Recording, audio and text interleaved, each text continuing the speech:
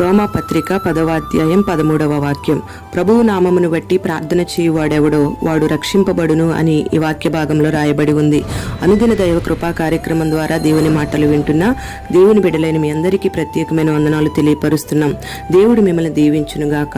ప్రభువు పేరట ప్రార్థన చేయడం అంటే ఆయన మీద విశ్వాసం ఉంచడమే. వారికే పాప విముక్తి కలుగుతుంది. ప్రతి మనిషి రక్షించబడాలనే ఆయన ఈ లోకానికి దిగివచ్చాడు. మరి ఈ లోకంలో ఎవరి నామాన్ని బట్టి మనకు రక్షణ దొరకదు, కానీ యేసు నామాన్ని బట్టే మనకు రక్షణ కలుగుతుంది. పాప క్షమాపణ పొంది రక్షించబడిన వారికి నూతనమైన జన్మ కలుగుతుంది. మరి శాశ్వత జీవాన్ని పొందుకుంటారు. ఆయనే మార్గము, సత్యము, జీవమై ఉన్న దేవుడు. ఆయన నామాన్ని బట్టి ప్రార్థన చేస్తేనే రక్షించబడతాము అని ఆయన ప్రజలైన యూదులు నమ్మలేదు, గాని సమరయులు సత్యాన్ని గ్రహించి రక్షణలోకి వచ్చారు.